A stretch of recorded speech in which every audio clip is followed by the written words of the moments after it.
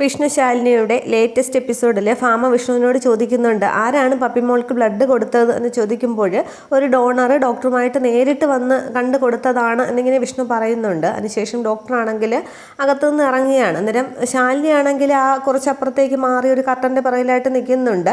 അന്നേരം ശ്യാമ ഇങ്ങനെ കാണുന്നുണ്ട്. തുടർന്ന് ഡോക്ടറോട് ചോദിക്കുന്നുണ്ട്. സത്യഭാമ ചോദിക്കുകയാണ് പപ്പിമോൾക്ക് എങ്ങനെയുണ്ട് എന്ന് ചോദിക്കുമ്പോൾ ഔട്ട് ഓഫ് ഡേഞ്ചറാണ്, കുഴപ്പമൊന്നുമില്ല എന്നിങ്ങനെ പറയുകയാണ്. അന്നേരം നന്ദിയുണ്ട് ഡോക്ടർ, ഞങ്ങളുടെ സ്വപ്നമാണ് തിരികെ തന്നത് എന്നും പറഞ്ഞ് സത്യഭാമ തൊഴുത് നന്ദിയൊക്കെ പറയുകയാണ്. അന്നേരം എന്നോടല്ല നന്ദി പറയേണ്ടത്, കൃത്യസമയത്ത് ബ്ലഡ് തരാനായിട്ട് അവർ വന്നില്ലായിരുന്നെങ്കിൽ ഇങ്ങനെയൊന്നും സംഭവിക്കുമായിരുന്നില്ല, പപ്പിമോളെ തിരിച്ചു കിട്ടുമായിരുന്നില്ല എന്നൊക്കെ പറയുമ്പോൾ അവരോടാണ് നന്ദി പറയേണ്ടതെന്ന് പറയുമ്പോൾ അവരെ ഒന്ന് കാണാനായിട്ട് സാധിക്കുമോ എന്നിങ്ങനെ സത്യഭാമ ചോദിക്കുന്നുണ്ട്. വിഷ്ണു രോഹിത്തൊക്കെ ഇങ്ങനെ ഡോക്ടറോട് ഇങ്ങനെ നിൽക്കുകയാണ്. അന്നേരം ശ്യാമയാണെങ്കിൽ ഇങ്ങനെ ശാലിനി നോക്കുന്നുണ്ട്. അന്നേരം പറയരുത് എന്നിങ്ങനെ ശാലിനി ഇങ്ങനെ തലകൊണ്ട് ആംഗ്യം കാണിക്കുകയാണ്. തുടർന്ന് ഡോക്ടർ പറയുന്നുണ്ട് അങ്ങനെ വരുന്നവരാരും നമ്മുടെ നന്ദിക്ക് വേണ്ടിയിട്ടൊന്നും കാത്തു നിൽക്കാറില്ല, ഇപ്പോൾ അവർ ദൈവങ്ങളുടെ സ്ഥാനത്ത് തന്നെയാണ്, ദൈവങ്ങളെ ആരും അങ്ങനെ കാണാറില്ലല്ലോ എന്ന് പറഞ്ഞിട്ട് ഡോക്ടർ അങ്ങ് പോവുകയാണ്. അന്നേരവും ശാലിനി അവിടെ തന്നെ നിൽക്കുകയാണ്. തുടർന്ന് സത്യഭാമ വിഷ്ണുവിനോട് പറയുന്നുണ്ട് അവരെ കണ്ടെത്തിയിട്ട് ബ്ലഡ് കൊടുത്ത ആരാണെന്ന് വെച്ചാൽ അവരെ കണ്ടെത്തിയിട്ട് തക്കതായ പ്രതിഫലം കൊടുക്കണമെന്ന് പറയുമ്പോൾ വിഷ്ണു സമ്മതിക്കുന്നുണ്ട്.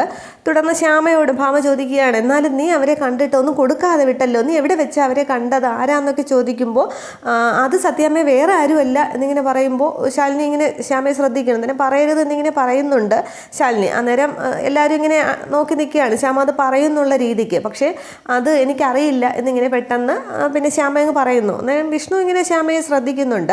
അതിനുശേഷമാണെങ്കിൽ കുറച്ചപ്പുറത്തോട്ടാണ് ശാലിനി നിൽക്കുന്നതല്ലോ, ഒരു നേഴ്സ് ഇങ്ങനെ വരുമ്പോൾ ശാലിനി അങ്ങോട്ട് തട്ടുന്നുണ്ട്. അവർ ശ്രദ്ധിക്കാൻ നടന്നു വരുമ്പോൾ അന്നേരം ശാലിനി അങ്ങ് മുന്നോട്ടാവുകയാണ്. അന്നേരം ആ ശബ്ദം കേട്ട് എല്ലാവരും തിരിഞ്ഞു നോക്കുമ്പോൾ ശാലിനിയെ കാണുന്നുണ്ട്.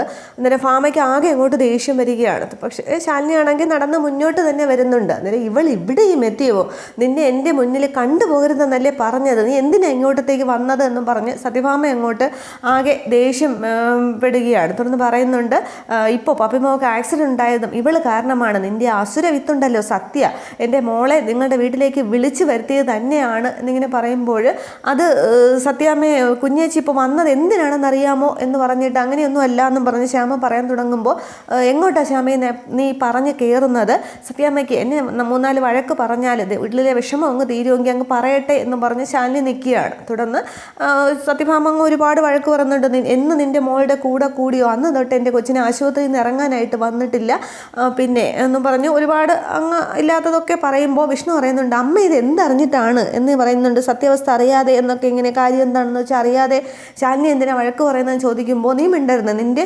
ജീവിതത്തിലേക്ക് വന്ന് കയറിയ ഒരു സർപ്പം തന്നെയാണ്, യക്ഷി തന്നെയാണ് ഇവള്, അപസർപ്പ കഥയിലെ പിന്നെ ചോര കുടിക്കുന്ന യക്ഷിയാണ് ഇവള് എന്ന് പറഞ്ഞ് ശാലിനി എങ്ങും വഴക്ക് പറയുകയാണ്. നീ ഞങ്ങളുടെ കൺവത്ത് ഇട്ടത് എൻ്റെ ഉള്ളിലെ വിഷമം മാറണമെങ്കിൽ നീ നാട്ടിൽ നിന്ന് പോകണം, എൻ്റെ കൺമുന്നിൽ വരാനായിട്ട് പാടില്ല, ഒന്ന് പോയി തരാമോ, ഞങ്ങളെ സ്വസ്ഥമായിട്ടൊന്ന് ജീവിക്കാൻ സമ്മതിക്കുമോ എന്നും പറഞ്ഞ് ഇങ്ങനെ ഫാമ ചോദിക്കുകയാണ്. അന്നേരം സത്യാമ്മയെ നമ്മൾ രോഹിത്ത് വിളിക്കുന്നുണ്ട്. വിഷ്ണു അമ്മയെ നിർത്തും എന്നൊക്കെ പറയുമ്പോഴും സത്യഭാമ നിർത്താനായിട്ട് ഉദ്ദേശമേ ഇല്ല. പക്ഷേ ഈ ഫാമയുടെ വായിൽ നിന്ന് ഇതൊക്കെ കേൾക്കുമ്പോൾ ശാലിനിക്ക് ഒരുപാട് സങ്കടം വരികയാണ്.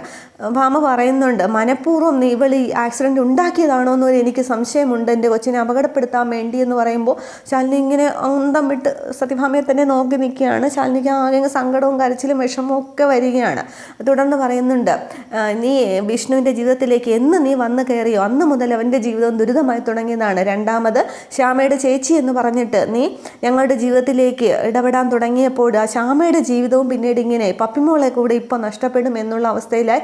അതുകൊണ്ട് നീ ഇവിടെ നിന്ന് ഒന്ന് ഒഴിഞ്ഞു തരുമോ, ഈ നാട്ടിൽ നിന്ന് തന്നെ ഒന്ന് പോയി തരാമോ, അല്ല ഇനി ഞങ്ങൾ ഇവിടെ നിന്ന് പോകണമോ എന്ന് ചോദിക്കുകയാണ്. നീ പോയില്ലെങ്കിൽ ഞങ്ങൾ ഇവിടെ നിന്ന് എങ്ങോട്ടെങ്കിലും പോകാം, പിന്നെ ഞാൻ വേണമെങ്കിൽ നിൻ്റെ കാല് പിടിക്കാം എന്ന് പറഞ്ഞിട്ട് സത്യഭാമയാണെങ്കിൽ ശാലിനിയുടെ കാലിങ്ങനെ പിടിക്കാനായിട്ട് വരുമ്പോൾ എന്താമേ ഇത് എന്ന് പറയുന്നുണ്ട്. വിഷ്ണു ഭാമയെ പിടിച്ചു മാറ്റുന്നുണ്ട്. ശാലിനി പെട്ടെന്ന് അങ്ങ് മാറുകയാണ്.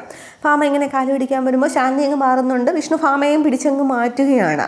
അന്നേരവും ആകെ വിഷമിച്ച് അന്തം വിട്ട് നിൽക്കുകയാണ് ശാലിനി ഭാമയുടെ വായിരിക്കുന്ന മുഴുവൻ കേട്ടിട്ട്. തുടർന്ന് അങ്ങ് ആകെ വിഷമിക്കുന്ന ശാലിനി പറയുന്നുണ്ട്, വേണ്ട സത്യാമ്മേ, നിങ്ങൾ ആരും എങ്ങോട്ടും പോകണ്ട, നിങ്ങൾക്കൊക്കെ ഒരു ശല്യമാണ് ഞാനും എൻ്റെ മോളും എന്നുണ്ടെങ്കിൽ ഞങ്ങൾ ഇവിടെ നിന്ന് പൊയ്ക്കോളാം എന്ന് പറഞ്ഞിട്ട് വിഷ്ണുവേട്ടനെങ്കിലും ഒരു കാര്യം മനസ്സിലാക്കണം, ഞാൻ എല്ലാവരുടെയും നന്മ ചെയ്യാൻ മാത്രമേ ആഗ്രഹിച്ചിട്ടുള്ളൂ എന്നും അങ്ങനെയേ ചെയ്തിട്ടുള്ളൂ. സത്യമ്മ പറഞ്ഞ പോലെ അപസർപ്പ കഥയിലെ യക്ഷി തന്നെയാണ് കൂടെ കൂടുന്നവരുടെയൊക്കെ ചോര കുടിക്കുന്ന യക്ഷി.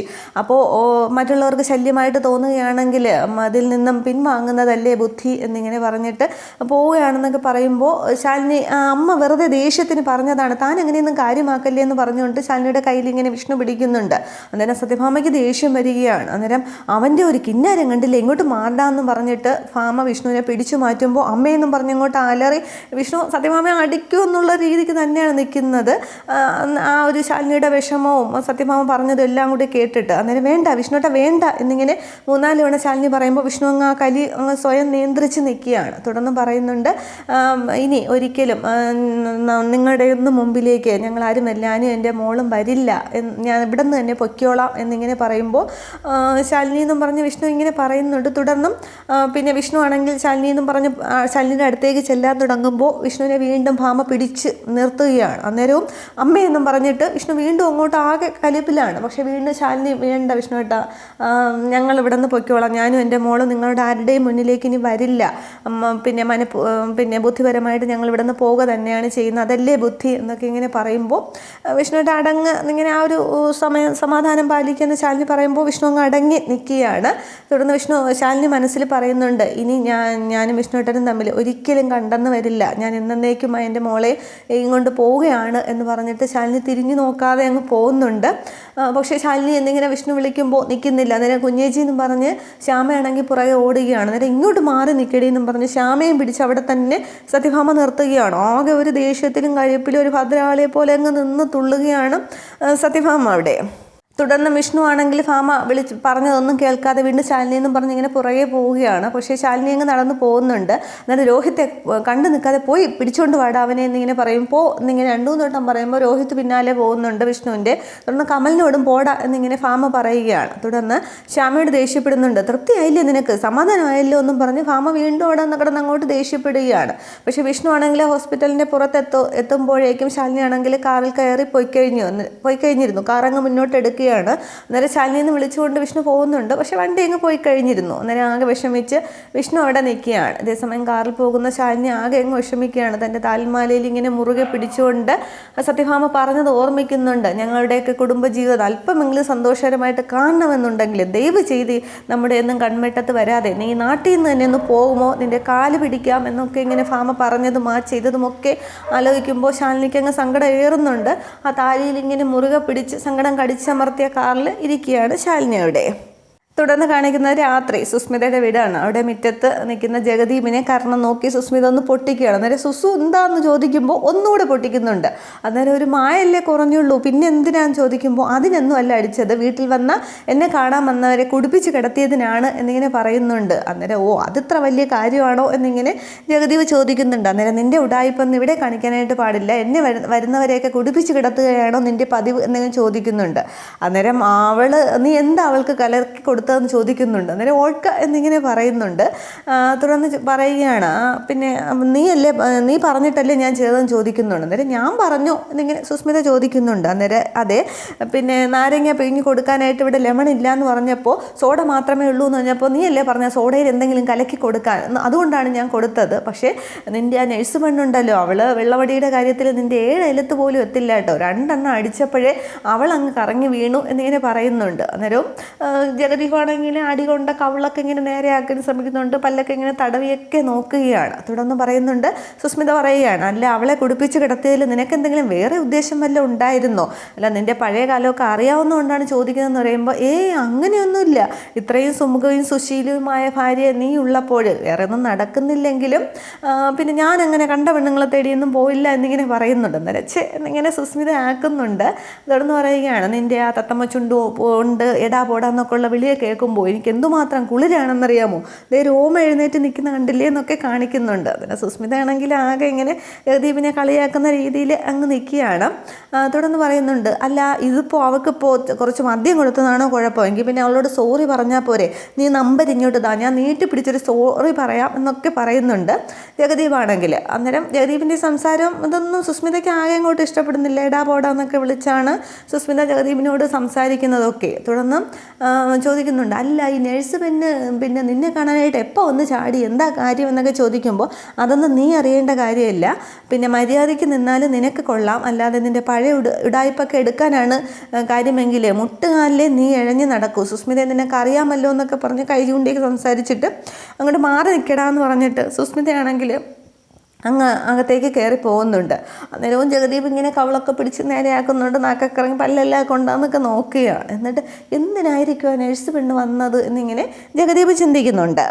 തുടർന്ന് സുസ്മിതയാണെങ്കിൽ ഈ നീലിമയെ ഒരു റോഡരികിൽ വെച്ച് കാണുന്നുണ്ട്. തുടർന്ന് എന്താ നിനക്ക് പറയാനുള്ളത് എന്നിങ്ങനെ ചോദിക്കുമ്പോൾ ഞാൻ പറയാനുള്ള കാര്യം പിന്നെ സുസ്മിതയുടെ ജീവിതത്തിന്, മാഡത്തിൻ്റെ ജീവിതത്തിൽ ഏറ്റവും ഉപയോഗപ്രദമായ ഒരു കാര്യം തന്നെയാണ്.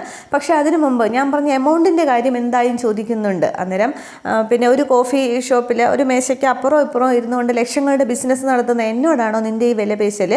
പിന്നെ അത്ര വലിയ രഹസ്യമൊന്നും, വില മതിക്കുന്ന രഹസ്യമൊന്നും നിൻ്റെ കയ്യിൽ കാണില്ല, കൂടിപ്പോയി ഒരു 5 ലക്ഷം അത്രയ്ക്കുള്ളതേ നിൻ്റെ കയ്യിൽ കാണുള്ളൂ, അങ്ങനെ ഡീൽ ഉറപ്പിച്ച് പറയാമെങ്കിൽ നീ പറഞ്ഞാൽ മതി എന്നിങ്ങനെ പറയുന്നുണ്ട്. അന്നേരവും പിന്നെ നീലിമയാണെങ്കിൽ വലിയ കോൺഫിഡൻസോടെ നിൽക്കുന്നു. സുസ്മിതയാണെങ്കിൽ അങ്ങനെ രഹസ്യം കിട്ടുമെന്നുള്ള ഉദ്ദേശത്തിലൊന്നും അല്ലല്ലോ നിൽക്കുന്നത്. തുടർന്ന് പറയുന്നുണ്ട്, പിന്നെ അങ്ങനെയാണെങ്കിൽ ഈ 10 ലക്ഷം രൂപ തരുമെങ്കിൽ മാത്രമേ ഞാൻ എൻ്റെ ഉള്ളിലുള്ള രഹസ്യം പറയത്തുള്ളൂ. പിന്നെ മാഡം ആണെങ്കിൽ മാഡത്തിന് ഏറ്റവും കൂടുതൽ പിന്നെ തോൽവി പരാജയമൊക്കെ സംഭവിച്ചിട്ടുള്ളത് ശാലിനിയുടെ മുമ്പിലല്ലേ, അമ്പെയ്തപ്പോഴും പതറിയതുമൊക്കെ ശാലിനിയുടെ മുൻപിലല്ലേ എന്ന് ചോദിക്കുമ്പോൾ, അപ്പോൾ നീ അവൾക്ക് സ്തുതി പാടാനായിട്ടാണോ എൻ്റെ മുന്നിലേക്ക് വന്നതെന്ന് ചോദിക്കുന്നുണ്ട്. അന്നേരം പറയുകയാണ്, പിന്നെ മാഡത്തിന് ഏറ്റവും കൂടുതൽ ശത്രുതയുള്ളത് ശാലിനിയോടല്ലേ, ഞാൻ പറയുന്ന രഹസ്യമാണെങ്കിൽ സത്യഭാമയുടെ കുടുംബത്തെ മൊത്തമായിട്ട് ചിതറിപ്പിക്കാനുള്ള ഒരു രഹസ്യമാണ് എൻ്റെ കയ്യിലിരിക്കുന്നത്, നല്ല ഉഗ്രനാണ്, ബോംബാണ് എന്നിങ്ങനെ പറയുമ്പോൾ ആ ഒരു പിന്നെ 10 ലക്ഷം രൂപ ഉണ്ടെങ്കിൽ മാത്രമേ ഞാനിത് പറയത്തുള്ളൂ എന്നിങ്ങനെ പറയുകയാണ്. അന്നേരം ശാലിനിയുടെ ജീവിതവും ശ്യാമയുടെ ജീവിതവും എല്ലാവരുടെ ജീവിതവും തകരുന്ന ഒരിതാണെന്ന് പറയുമ്പോൾ സുസ്മിത ഇങ്ങനെ ശ്രദ്ധിക്കുന്നുണ്ട്. തുടർന്ന് പറയുന്നുണ്ട്, എങ്കിൽ 10 ഞാനതിൻ്റെ ലാഭക്കണക്ക് നഷ്ടക്കണക്ക് ഒന്നും നോക്കുന്നില്ല, പ്രതികാരത്തിൻ്റെ ശക്തി കൂട്ടി ഞാൻ ലാഭം കൊയ്തോളാം, നിനക്ക് പറയാനുള്ളത് പറയുമെന്ന് പറയുകയാണ്. തുടർന്ന് പറയുന്നുണ്ട്, ഇപ്പോൾ അതിന് കുറേ ഡയലോഗൊക്കെ പറയുന്നുണ്ട്. പിന്നെ ഈ നീലിമയാണെങ്കിൽ ശാലിനിയുടെയും വിഷ്ണുവിൻ്റെയും ജീവിതത്തെക്കുറിച്ചും അതൊക്കെ സത്യഭാമയെക്കുറിച്ചും ഒക്കെ ഇങ്ങനെ പറയുന്നുണ്ട്. അതൊന്നും സുസ്മിതയ്ക്ക് അങ്ങോട്ട് ഇഷ്ടപ്പെടുന്നില്ല. നീ കാര്യത്തിലേക്ക് വാ എന്നിങ്ങനെ പറയുകയാണ്. തുടർന്ന് പറയുന്നുണ്ട്, ഇപ്പോൾ എല്ലാവരുടെയും സത്യഭാമയുടെ മുന്നിലുള്ള പ്രശ്നം സത്യമാണ്, സത്യയുടെ അച്ഛൻ ആരാണെന്നുള്ളതാണ്, വിഷ്ണു ആണോ അല്ലയോ എന്നുള്ളതാണ്. അപ്പോൾ വിഷ്ണുവും ആ ചോദ്യം ഒരു മനസ്സിലിങ്ങനെ ചോദിക്കുന്നുണ്ട് എന്നറിയാം. പക്ഷെ എല്ലാവരുടെയും ചോദ്യത്തിനുള്ള ഉത്തരമാണ് എൻ്റെ കയ്യിലിരിക്കുന്ന അണുബോംബ് എന്ന് പറഞ്ഞിട്ട് ഇനി ഞാൻ പറയുന്നത് മാഡം വ്യക്തമായിട്ട് കേൾക്കണം എന്നിങ്ങനെ പറയുന്നുണ്ട്. പിന്നെ ശ്യാമയുടെ മകൾ പപ്പിയും സത്യയും ശാലിനി പ്രസവിച്ച വിഷ്ണുവിൻ്റെ മക്കളാണ് എന്നിങ്ങനെ പറയുമ്പോൾ സുസ്മിത ഇങ്ങനെ അന്തം വിട്ട് നിൽക്കുകയാണ്. ഒറ്റ പ്രസവത്തിലുണ്ടായ ഇരട്ട കുട്ടികൾ എന്നിങ്ങനെ പറയുകയാണ്.